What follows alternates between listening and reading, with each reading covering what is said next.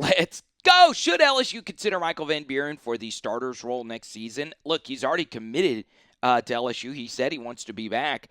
But how good is he? Well, this game versus Western Kentucky was a disaster, but you'll also see that this is the single worst LSU offense in the history of the program. So this should have been an interception right here. What actually happened? Well, the first thing is we ran a lot of screens last week to Harlem Berry. Western Kentucky watches tape, so they know that this is going to be in the arsenal. So pre-snap, this defensive line did a stem, right, which is basically the line which is lined up in one spot moves to a different one. They change their gaps basically, and then we add an extra player here off the edge that ends up blitzing. So that kind of changes the dynamics of the screen. And that for Michael Van Buren, who is a shorter quarterback who last year in Mississippi State had a lot of passes deflected up into the air, blitzers in his face are going to affect him more than, let's say, a taller QB who can get it over an unblocked guy. Now we do know screens. We want to let the defenders get into Michael Van Buren's face so we could just run a screen and pass right over them. The problem here is this guy is truly untouched, flying in off the second level, and he's right here in the face of Michael Van Buren, and he deflects it, and it should have been picked off right here, okay? So why was this screen bad? Well, it would have been bad even if we could have gotten the pass off to the RB. So there's different philosophies on how many offensive linemen you want to go into the second level on a screen. I prefer to not have the left guard release, especially if my offensive line has issues just getting out and running and staying on their feet, because it's a long distance for that left guard to come across and actually block somebody. I think screens could still be effective with a right guard and a center, but if you can get the left guard out into the theoretical fit out here, of course, you would feel better about it. The problem is Ori Williams is getting driven back into where Harlem Berry is, and then you could see that even Cohen right here, the left guard, gets driven back into Harlem Berry, and boom, there's a lot of traffic for Harlem Berry to sort through as well. So we want this running back to be over here. Everything just gets slowed down. Then you have an unblocked blitzer, and this is just a mess. And this is a big problem we've seen with LSU all season long. We stumble a lot all over each other, and we fall down a lot. And it just shows you how bad this offense actually is. And even if this would have gotten through, Braylon Moore, who left this game with an injury, we would have whiffed this block anyway right here, okay? Maybe just knowing how this fit works, maybe the left guard was supposed to be picking up this guy. So you could just see layers upon layers upon layers of ineptitude here. Here's the third down right after it, and, well, this is there, okay? This is there. You have a pre-snap motion and return motion right here from Trey'Dez Green, and I don't know why he got off of this really at all. So he works backside, and we failed to pick up a twist stunt over the middle. So there's a guy right in his face, and he kind of just throws a hopeful ball, and it's incomplete. Alrighty, so it's not really a mystery that Weston Davis has been one of the more disastrous starters in LSU football history. So we're running outside zone out of pistol. He's got a very difficult second-level block, but if he's able to get it done, this is an even bigger gain for Harlem Berry. So all the blocks here are really, really, really good. God, that's good stuff right there by Thompson on the backside to really open up this hole. But you can see Weston Davis can't get to 21 at the second level.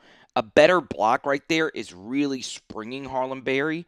And boom, Berry is still able to make a miss because he's just that guy. But still, really good stuff, and he takes a pretty big knock. Now you see, he's probably not taking as big of a knock if Davis gets a better block right there. But you see that compromises him. He's got to reset his feet, and then boom. Okay? Alrighty, let's get to the 2nd and 5, and we get a good quick completion right here for Michael Van Buren. And the thing about this is pretty much every quarterback on LSU's roster is going to be able to complete this concept. It's open. It is slightly behind him, but it's good offense. We get a good completion right here to Xavion for a first down. This probably is Michael Van Buren's best rep of the night. Okay, so play action fake. Let's take a look at the protection across the way. So this is the toughest block. A second-level guy with a full head of steam going right into Caden Durham. Boom. Okay. Good stuff. All right. It's not the best. Who cares about the form? You get it done. The protection across the way is fine. Let's take a look at this Trey'Dez green block right here. And boom, he's going up against a defensive tackle. I don't mind that the form is just sloppy here, but, he is kind of just catching the block, so whatever.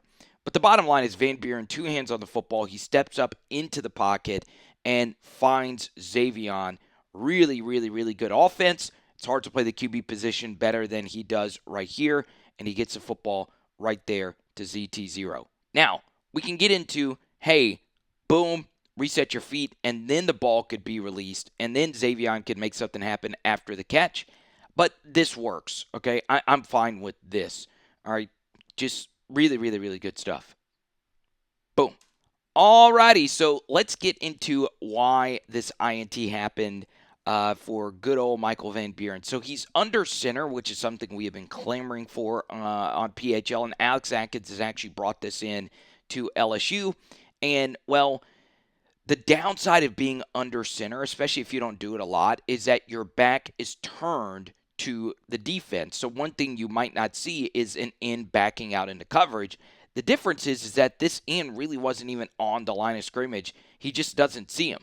Now, we can get into this just being a two-man route concept, and there's nothing being run on the backside here.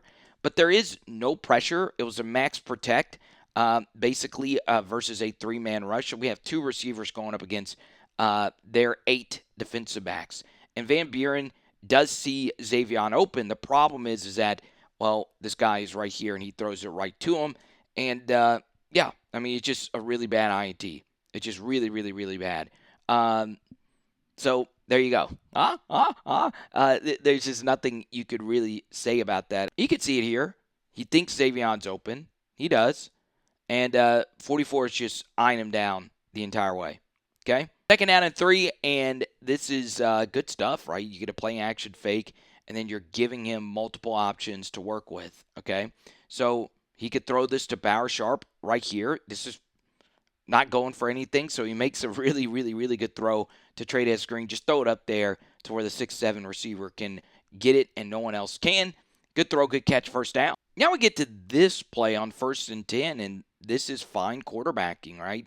We can get into a conversation of this ball to Trey'Dez potentially being open. That could be fit in there, but I can understand you just threw a pick. You don't want to be feisty, if you will. You don't want to take any chances. So you roll out versus this rush 3, drop 8, and guess what? You could still throw. You're acting like you can throw. Defenders have to respect it, and now you just take the yards that are given to you. Good stuff right here from MVB, and he's able to pick up the first down. Okay, good stuff. 3rd and 8, and I love this call right here by Alex Atkins. Okay, roll this bad boy out. Let's not go into traditional pass sets where our offensive tackles can't really block anything. Okay, and on this rollout, we'll have Caden Durham help out. That's really, really, really good stuff. This is as clean as it will get. So this to Trey'Dez gets it done, but we want to get it past the sticks, and that is exactly what we do here to Mr. Kyle Parker. And the good thing is when you do things efficiently at a high level, you can get even more yards out of a play than you normally would think, right? You're thinking that Kyle's probably taking this and going out of bounds. Kyle does a good job stopping and getting vertical and picking up all these extra yards, baby. Good stuff. 3rd and 9 coming out of a 2-minute timeout. It's really good quarterbacking. I don't like the play. Normally in these very blitz-happy spots on 3rd and long, I want to give my guy at least one shallow drag, something quick to work over the middle because people like to blitz Mike backers in the spot because if you get a sack, you knock them out of field goal range. But even with that, with the protection being good, we want this guy in this spot. If there is someone to be unblocked, it's him coming from that far. God, this is just excellent stuff across the way from this LSU offensive line. And this is good stuff from Michael Van Buren. Good throw, good catch. And guess what? You can now go for it on 4th, and LSU was able to get that 4th down conversion. So now we get into what has been our red zone offense, and that is Trey'Dez Green. Now, what I don't get if I'm Western Kentucky is when I am playing LSU in the red zone, I am forcing someone else other than Trey'Dez Green to beat me. So if they want to try and run the football with bad run blocking, force them to do it. Okay, it doesn't make any sense from Western Kentucky to give a safety a one-on-one versus Trey'Dez Green. It's insane, honestly, and I'm glad they did it. That's a perfect throw. It's a perfect catch and a perfect route from a 6'7" red zone demon, and it's a touchdown. Nasty work on the RPO. And this right here is going to sound really bad about the LSU offensive line, but they just cannot true pass that. So I would just keep next week rolling out versus Oklahoma over and over and over again. Spam it, because this is where MVB can be something. Okay, good stuff. All right, a little late on it, but who cares? You make a really good throw and a really good catch. All right, 3rd and 8, and let's have a conversation about MVP. This ball could have been thrown and completed. This is really, really, really poor protection by LSU. So we are sliding and rolling everything out to the left. So as an offensive lineman, anything that is going through your left side gap is your responsibility. Your only goal in this spot, if you're Cohen Eccles, is to make sure nothing comes through this gap clean. And the problem is he was too close to this play side DT to help out DJ Chester, and he was late in picking up the blitzer coming through his gap, okay? But even with that said, and there's another angle of this, you could see it in our actual in-game commentary. Sometimes I'll go back and watch them, and it has a little bit more evergreen quality, if you will. But this still, to me, could have been popped, all right, if you're MVP. This could be thrown. It's difficult.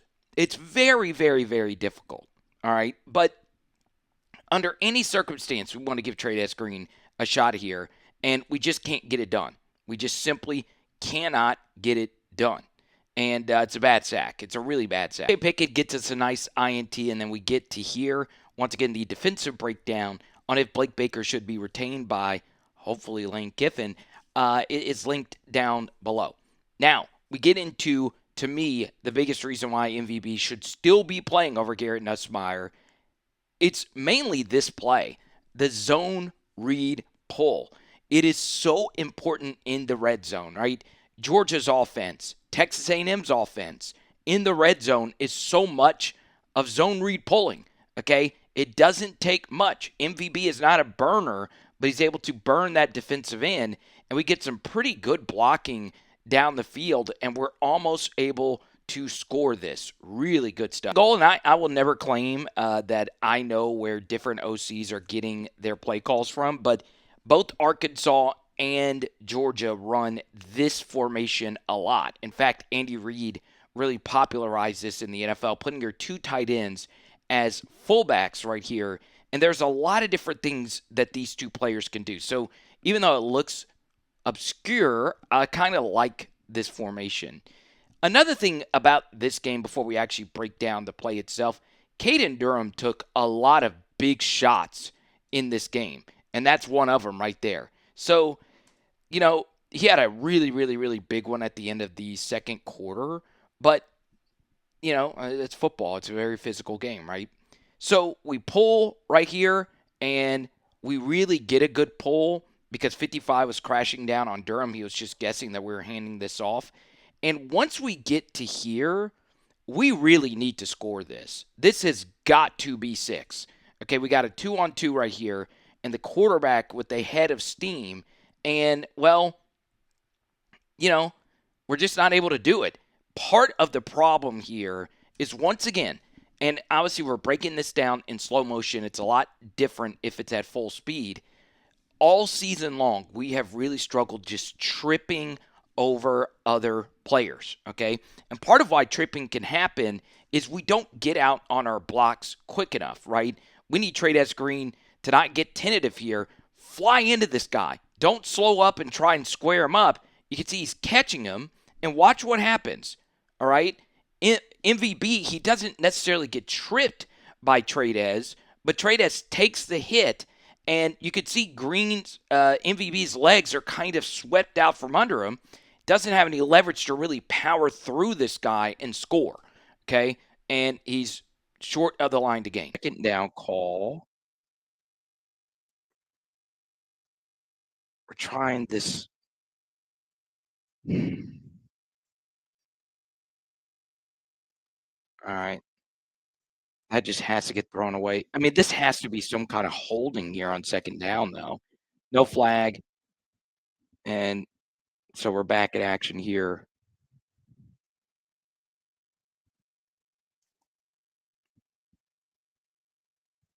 And then the third down call. This is probably scoring, for being honest. But when the snap is that good and it hits the quarterback right in the chest, he's obviously shaken up. Okay. So it was smart to kick. It was smart to kick, even though we also had Bernard Gooden in there. God, that Bernard Gooden block to the bottom was nasty.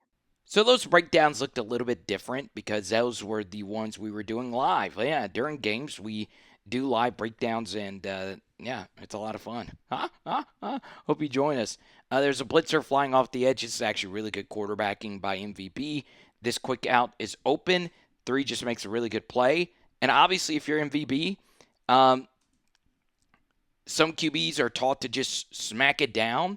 He likes to catch it to try and make something happen. You know, there's a lot of danger in that. If you just smack it down, you're automatically getting the football back at the line to gain. And it just gets the football down to prevent an interception or any other kind of ricochet. He gets lucky that Zero just didn't really see it, and he's able to get out here to the right side. That's a good cutback, and he actually turns this into a reception of 10 yards. Good block right there by Harlem Berry to really get that guy to the ground. That was actually pretty vicious. And MVB gets caught from behind by number 44. Good stuff. This is a really good call right here by Alex Atkins, and this is honestly a pretty easy read for MVB, if you ask me. Okay, so you remember earlier in the year versus Southeastern, he had Kyle Parker on a slant for a touchdown over the middle. Okay, so now we are in what's called empty, which means there are no running backs or personal protectors, and a true empty set for me is a 5 wide receiver set. So this is 5 on 5 over the middle, or just in the box here, and you would like to think that LSU is going to protect this. Now, the problem here is Darius Kern is late getting out on this defensive end, which to me is okay. All right, it just comes down to what the call actually was here. Okay, so what some offenses do is they call what's called a 5-0, which is you block this man, you block this man, you block this man, you block this man, you block this man. It's harder to make a 5-0 call, though, when there is an off-ball linebacker who could loop around and all of that, right? So in a perfect world on a 5-on-5 situation, you don't want an unblocked guy flying off the edge. Where if it's 6-on-5, an unblocked guy flying off the edge is what we do want, because we want to block the inside guys before the outside guys, right? So the problem here is they really only bring 4. There is a 5th that does blitz kind of sort of behind it, but he's just spying. So Darius Kern lets the end beat him off the edge, but we have an answer to it. It's right here to Kyle Parker. The problem is that this number 3, who just batted the football down a minute ago, is right there in the passing lane. Okay, so it's tough from this angle, but this would have probably been batted down at the line of scrimmage. We still want to work this, though, right? So step up, allow this to clear out, and boom, you're still hitting this, but he panics, right? You know, I'm not a footwork expert by any stretch of the imagination, but it can get very rough for MVP. All right, so step up, 2 hands on the football, and then you're still hitting this. Either way, this is a very Nussy kind of sack, right? Where a big problem with Garrett Nussmeier would be he could step up and evade an initial rush, and when he had the opportunity to truly extend something, he'll just trip on his own accord. That's what happens here. Michael Van Buren goes down with a whimper, right? He is able to spin off of 56 right there, the right guard, Thompson, and this should be a situation where he should have been able to keep his feet, okay? He just kind of loses himself, And that means the game is just moving too fast for him. And he takes a really bad sack here. So now it's 2nd and 16. This is a really good call by Alex Atkins, who I think overall did fine in this game. This offense should be like Ludacris in the early 2000s. A rollout. Every single time. Okay? Who remembers that song? Roll out. This is extremely difficult against his body right there. He had to throw somewhat similar to that versus Arkansas, and he gets it to Kyle, and now we're in field goal range. All right, and we ran this play in the first half. We had Trey'Dez on the wheel. This time, we pull it, and now we're hitting Bauer Sharp in the flat. This is always a good throw because the difference is yes, 21 is right there, but Bauer Sharp has momentum. He has a head of steam. So it makes that tackle difficult, right? So Sharp is able to get 21 off of him. He's able to keep his feet in bounds. And there's no need to hurdle somebody every single time, but this time it works to a certain degree. For the Garrett Nussmeier apologists, and I am one of them. This is what Nuss did not give you in the red zone, right? Which is just an extra hat that you have to deal with defensively, okay? So this is a zone read yet again, but this time it's a give read. It's a very good give read, right? Because you see this end is out here waiting for Michael Van Buren. We want to give this football, and look at this movement right here by Carius Kern, Cohen Eccles. Obviously, DJ Chester's getting blown back, but everyone else is doing their job really well, and we are getting vertical, okay? Good football. Right? 7, good quarterbacking. Defender just makes a really good play. We're obviously going for the whole thing here. We could pick up a first down without throwing it into the end zone. But honestly, this is a very justifiable throw. The only thing is, when we're throwing to the back of the end zone, we don't mind if we miss high. Okay, that's a situation where you do want to throw what's called, or what Ryan Day calls, a top shelf throw. Okay, so we throw the football pretty high. Okay, we get some good extension right here by Barryon Brown, and 5 just puts his hand in there and makes one whale of a play. Okay, not the worst quarterbacking there. So the best counter run team in the SEC is the Tennessee Vols, in my opinion, and this is how a lot of their counter runs actually look, man. It is a thing of beauty. This is what Alex Atkins probably wants. You know, he comes from Florida State, a very counter-based offense. Honestly, I could break down each individual block, but just know that they were perfect here. All right, to me, they were near perfect, right? An O-line coach would say, well, this half step could have been better, so on and so on. But it's really good stuff, and Harlem Berry has been really good this season at making that one safety miss and turning it into a big gain. Good run right here from Juwan. A better block from Weston Davis probably turns this into a bigger play, but we get lucky that they're blitzing someone off the edge opposite the direction we are running, so that takes one guy out of the potential fit, and they're actually rotating their coverage away from this side. So we should be able to turn this into a big gain. The problem here is Weston Davis has a good initial, well, it's a fine initial punch. You see some of the raw strength right here, but 44 is able to cross his face and get back into the run fit. You can make a case that Juwan could have hit this a little bit sooner to where he's not getting hit on shoestrung right here by 44. But a better block right there by Weston is really turning this into something. And DJ Chester gets to the second level. This also could have been better. Okay, it's a little patty cakey. We do prefer him to go to the inside instead of up here. Still, once again, these two guys, It's still a good game, though. We'll take it all day, every day. All right, let's get to the Harlem Berry fumble return for a touchdown. You would be shocked how much time I've spent watching this play today, because obviously what preceded this was the SEC Network showing you Brian Kelly's son doing the free BK thing. And this is a perfect encapsulation of the Brian Kelly era. Okay? So the problem with LSU is not necessarily that their offensive line just simply cannot block and simply cannot move bodies. It's just everybody cannot block. This is the single worst blocking team I've ever seen in the Southeastern Conference. And by that, I mean the perimeter guys.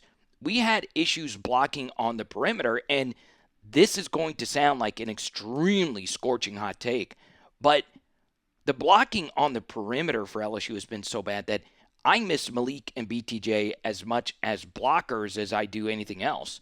And it's been 2 years, obviously, since both of those legends are gone. So, take that for what it's worth. So before we actually break down Harlem's mistake, let's take a look at two perimeter players that are blocking on this play. Let's start with Trey'Dez Green, okay, who I pointed out plenty of times is just not a good blocker at all at the tight end position, okay? And he is going up against his edge player who has an INT and is going full J.J. Watt on us, all right, 44. Watch what happens to Trey'Dez Green on this play. Just absolutely positively flattened, all right? Just thrown all the way back to Metairie, all right? So the reason this is not good is obviously 44 is now free. But if Michael Van Buren had actually decided, hey, we are just running with the running back, let me just pull it, which is, what a lot of teams do on third down. If he pulls it and we have a semi-decent block on 44, Kyle Seals right here and MVB is running this way to end the game. This could have just been a handoff call all the way, but if MVB elected to do that and we had a semi-decent block, it's working, okay? Now, let's get to the second most concerning thing on this play. Yes, the defense is expecting us to run the football, but watch Western Kentucky. They're in too high, right? There is one less hat really in this fit, and the problem here is we let this player fly in and make a play, all right? We don't want him to come unblocked, right? We would prefer to block him, if anything.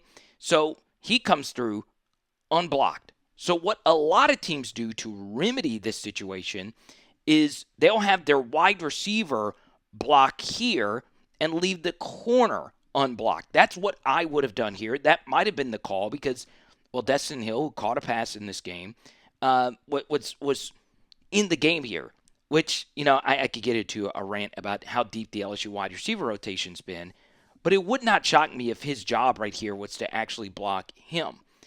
Now, we get to Destin Hill on this play. Watch what happens, all right? His job right here is to block number 10, the corner, in space.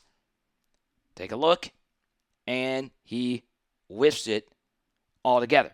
Now, this is an extremely difficult block because there is so much space to work with, but that is unacceptable, okay? So now 10 has a clear run to actually pick it up the fumble, and Hill doesn't even see it because once he whiffs here, he's looking to block somebody else, which is fine in theory. But if he had actually stayed with this man, he's quickly making this tackle, okay, the man he was initially responsible for, and now it's going the other way.